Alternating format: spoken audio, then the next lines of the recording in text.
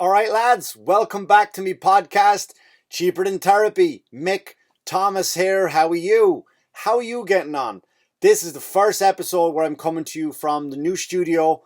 Not much of a studio, really. It is just kind of new back. I'm going to put stuff up in that later on, and I got lights and stuff, and so I still have to kind of figure it out a little bit. But now you get to see my ugly mug as I do this. So when I bring guests on now, you'll be able to see them more. I'll be able to do split screens if I'm doing them through Zoom. I don't want to talk too much about it though, because I still have regular people listening over on Anchor. So I'm still on Spotify, still on iTunes. So if you like to listen to it in the car, on the treadmill, when you're making love, you can do it all there. One of the reasons I want to do, people say, why did I want to go visual? Because I guess everyone's going visual now, and I did like to bring on guests, and I want people to be able to see them, to see the interaction. And also, it's a comedy show, and I don't want to say something as a joke, and then because there's no facial expression whatsoever, it is just taken out of context, right? So if I say something like, and I think I spoke this week on Tom Murphy's podcast, if I say something like, oh yeah, Hitler, he was a great person. So if I say, yeah, Hitler, he was a great person, right? And I'm putting the sarcastic frown or whatever, then I don't want people just to take the audio and just go, did you hear that? Mick Thomas loves Hitler. Big Hitler fan, him. So, but if you want to get, and the visual one will go up a lot earlier on my YouTube channel. So you want to subscribe over there to Mick Thomas Comedy, feel free to jump in and do that. But if you don't want it, then everything stays the same. For the rest of you thousands of people who like to watch it or listen to it as is, it's fine over there. So I'm not going to dwell too much on the new technology and the new setup, just in case there's people just on a treadmill listening to this going, shut the fuck up and move on. So how are you doing? Now that I've done talking about me and this whole new thing, how are you doing out there? This week is weird. I got the decorations up, Christmas decorations up now, right? It's beginning to look a lot like Christmas. It's the season. I did put my decorations up. It's nice. It's not too much. My neighbor too much. Across the street, way too much. His house looks like fucking Vegas. I'm not, those arseholes, the type of house that you drive to? You hear about it. Oh, have you seen the house over on fucking Elm Street, whatever, pick a street? They have this house and you go over and it's synced up to music and all that shit. Yeah, my neighbor did that this week and he hasn't figured it out yet. He hasn't figured out the setup. So it's like it's synced to music, right? It's over the top, right? It's like ba-na-na-na, ba-na-na-na, ba-na-na-na. This neon baby Jesus just pops out of a vagina. Ba-da-da-da-da-da-da. So that's what I'm living next door to. I put mine up nice and, I don't know where you are. It's the holidays, so I don't know what my Jewish friends put up. You just have a menorah, right? You just put up the one thing with the stars on it. That's what you do. That's fine. That's okay. Mine is just, fucking Christmassy, and I'm just driving around, having a great time, listening to my son, listening to Christmas songs. We went to this place. So I'm driving along in the car, trying to listen to Christmas music for him, and trying to cheer him up. And we were listening to what song came on that we're listening to Christmas songs. Doesn't matter. But he's going to give blood, not give blood, as in to donate, because those guys are fucking arseholes, right? Do you ever donate blood, especially here on Long Island? If you donate blood here on Long Island, right, they take your blood and your information, and they are worse than a bank. Like, you're doing them a favor. It's not like I took out a mortgage, right, and you gave me a house because of the mortgage, and if I don't pay that mortgage, you're going to call up. If I took out a car loan and I don't pay the car loan, you're going to come get. I gave you blood, arseholes. I've been given blood just twice. My daughter made me do it. Never again. Don't drink for your kids. That's what I'm trying to say. So I did this thing for my kids, for my daughter, and I gave blood, and now they won't stop fucking calling. Like I owe them blood, right? Like, hey, remember that blood you borrowed? We need more blood. So here's what they call you. They change their numbers. You can block them. My phone doesn't even recognize them as spam anymore. So I get on the phone and when they call me and I pick up and I go, hello, I go, look, I just got a tattoo done, which I didn't get a tattoo, just done. I just got a tattoo done. So, and I think in the state of New York, where I live, in the state of New York, you can't give blood, I think, up to a year. After, I could be wrong, 6 months to a year, but I'm pretty sure it is a year.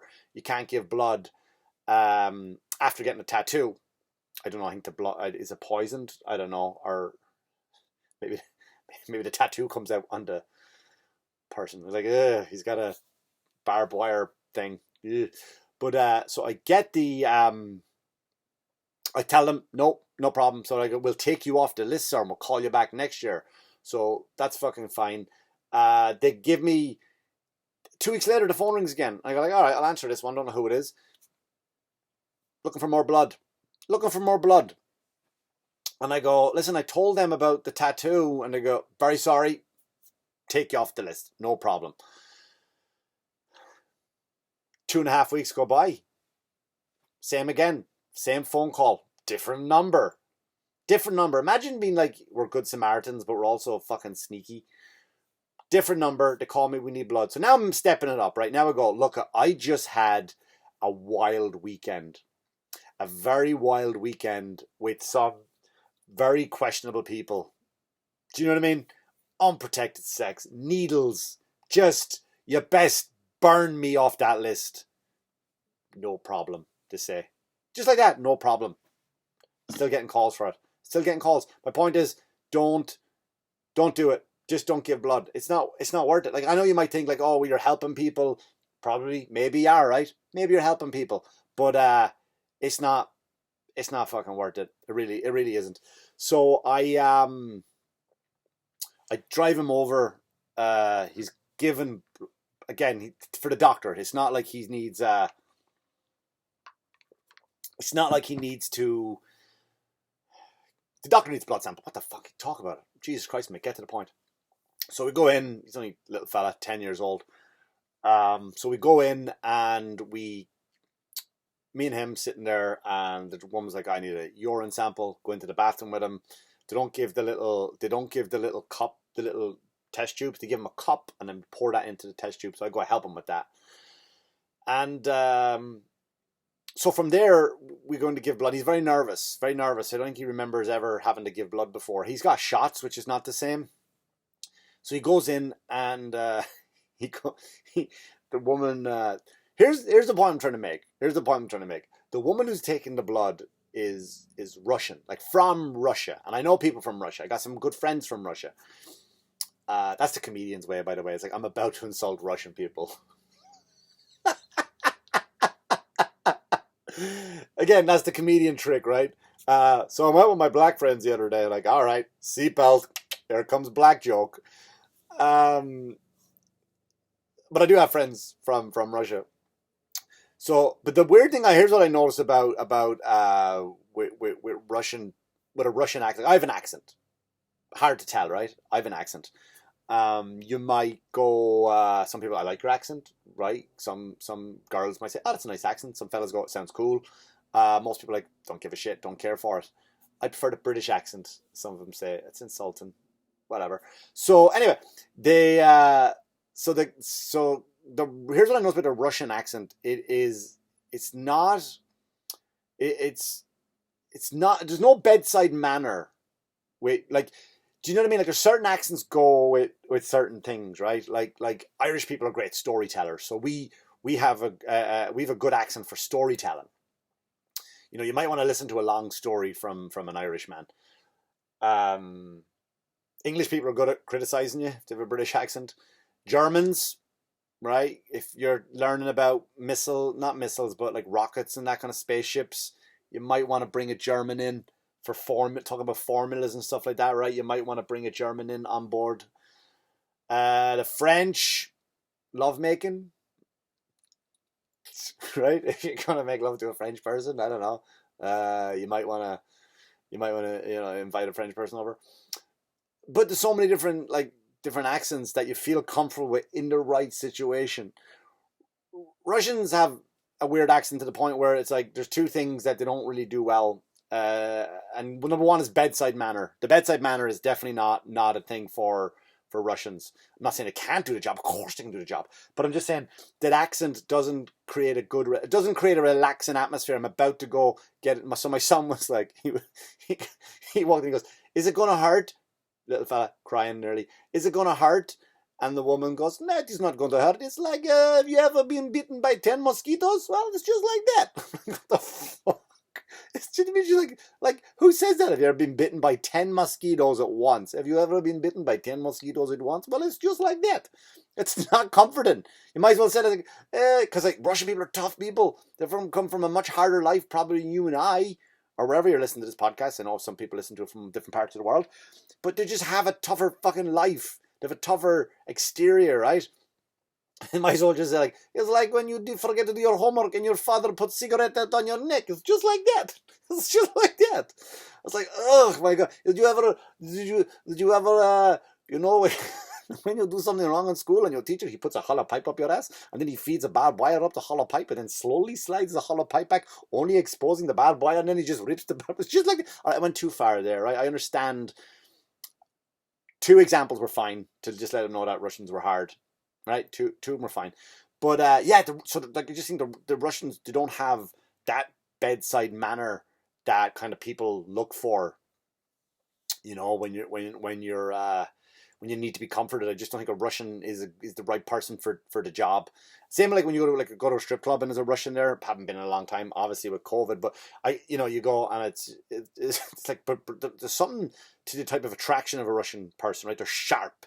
Everything's just sharp and symmetrical, and they're just great looking people, like, right? But they're just like, you know what I mean? But when you're like at a strip club, they're just not flirting.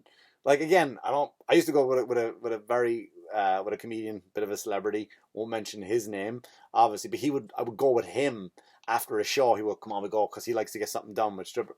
Too much information. So I go to the strip club with him, and just like like sometimes like the American girls will come up to you and they'll try to flirt with you a little bit, and they'll put a soft voice, "Where are you from?" But the Russians like, "Yeah, I want money. I will dance on you. I will grind on you until fire has started. Yes, give me money. Yes, quickly, hurry up. I must leave in van." So yeah. So again, not offensive to Russians. It's not offensive at all. It's just find where could we put Russians? I think definitely fighters. Definitely fighters. We've learned that from Rocky 4. I must break you. Perfect. Fits in great. Very afraid to fight Russians. They're tough. That's where they belong. That's the point I'm trying to make. So, anyway, what else? I got a chance to get on stage this week a little bit. I went down to Uncle Vinnies in Point Pleasant, New Jersey. Normally I headline, but I just kind of said, look, with all this shit going on, I don't mind jumping up on stage for like 20 minutes as an opener. You don't make much money from it because it's opening money, and by the time I drive back and forth to Point Pleasant, New Jersey, you paid for gas and tolls, and then now fucking the Verrazano Bridge. I don't know if you've ever taken the Verrazano Bridge.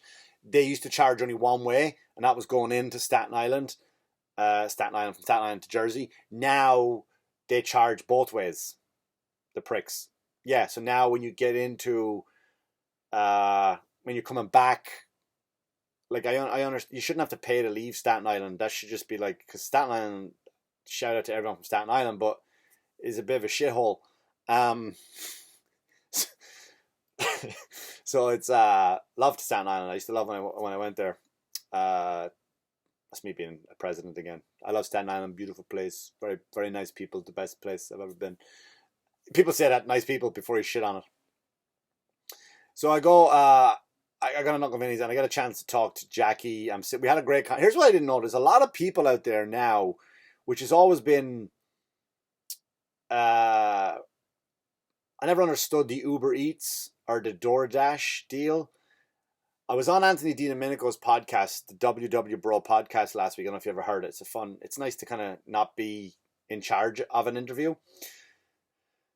And he was telling me that, I didn't know if he said it off air or on air, but some people messaged me. So they got, some shout out to Anthony and his fans. Thanks for coming over to Cheaper Than Therapy.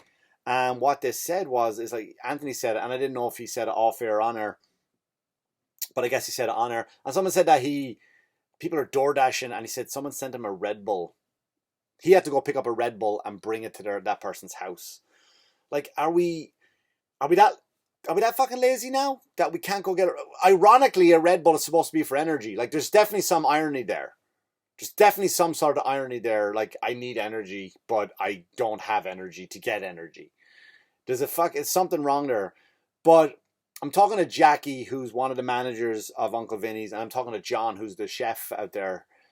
And we're sitting around, I got there very early before the show started, and we're talking about the door dashes, and John would do that. John would sometimes, to get extra cash, when COVID hit, because the club wasn't open as much, John would get, and he'd go out and he would door dash. And so I was new, because I would go to places like Chipotle, and I would go to places like, I would go to Subway or whatever. My son likes the sandwich. What the fuck am I explaining to you for? I like Subway. Fuck off. I like Subway, all right? And so I go to Subway, and like there's shelves with food stacked up on them.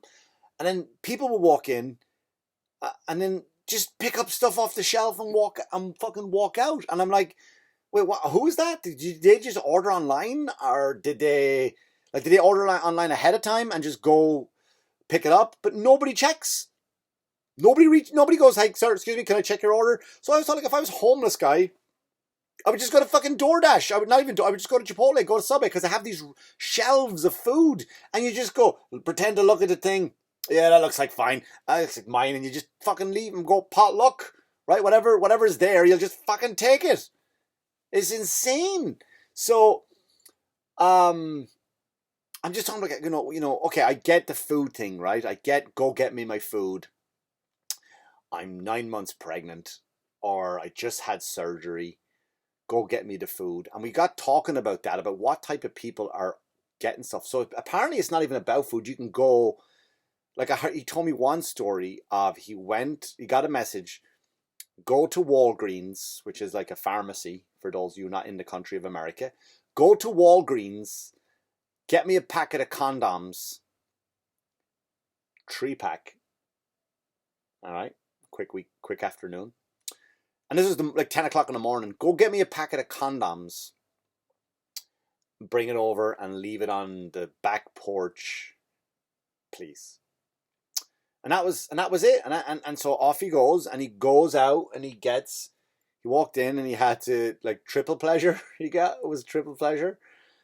For who? I don't understand condoms like that, like ribbed for her pleasure, done like, because there's bumps on it, little tiny bumps on it, right?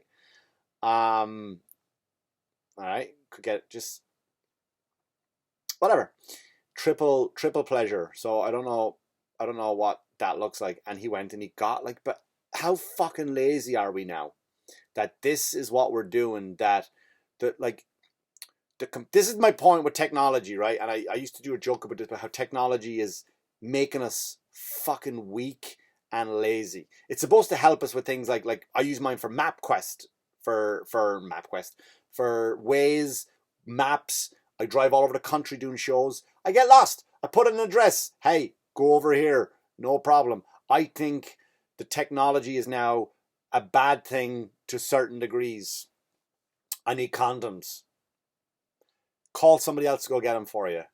Go get them for me, please, because I don't want to get up. Now I get it, right? You could be maybe with this girl in your house and you're banging away, you're doing stuff, and then you go, I don't have any, and you go, shit, I need it. And maybe it was a guy who had a girl captured and she was tied up in the basement, and he was like, all right, well, I don't want to leave any evidence here, so I better get condoms. But he didn't want to leave her alone in case she got away. So he probably just DoorDashed, and he said, look, can you go get me condoms so I could...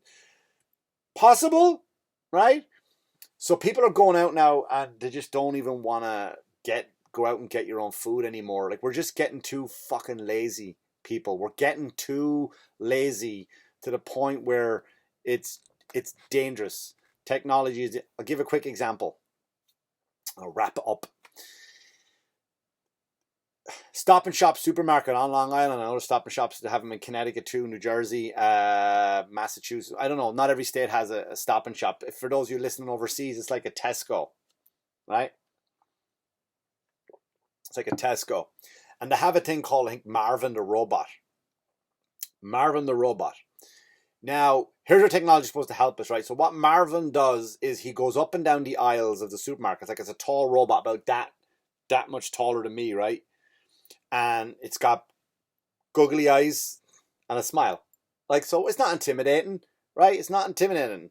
And he's got googly eyes and a smile. And what he does is it just goes up every aisle and it will find a spillage. Like, right, a spillage will fall. Like if you're a lazy fucker and you go and you knock ragu off the shelf and it smashes and you just go, fucking, it wasn't me, I'm getting out of here, right? So you do that, you knock over the ragu and you just fuck off, leaving for someone else to slip and break their neck. But then what Marvin will do, or Merv, I don't know his name, I should look it up another time. He will go over, stop over the ragu thing, call back the customer service, and the customer service will go like, yeah, spillage aisle 5, spillage aisle 5, and then some guy will come running up with a mop and clean it. I remember I used to work in a supermarket, and someone would find it and you show the yellow cone and you put the yellow cone down and then you mopped it up, whatever you did. If it was ragu, you probably scoop it up with the cardboard, the glass and the sauce and everything.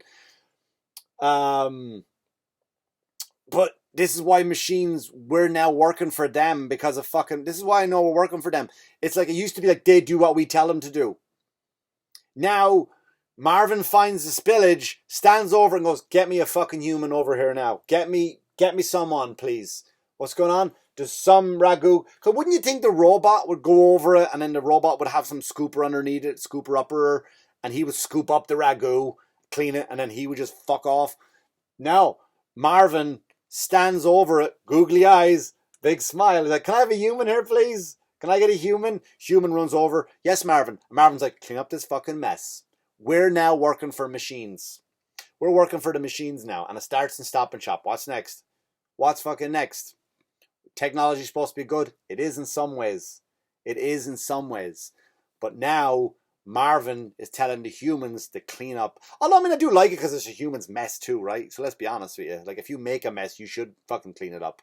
So maybe I'm back on this. I don't know. Anyway, I will leave it on that. This was my first episode with this technology, with the camera. So anyway, so I'm going to be on YouTube.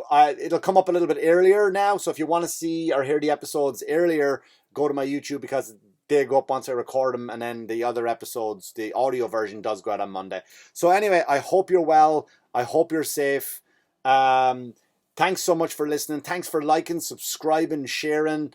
So subscribe to my podcast, subscribe to my YouTube channel. I don't want to be on those like, smash that subscribe button like those annoying YouTube people. I won't be one of them. We get closer to the holidays. Be careful out there.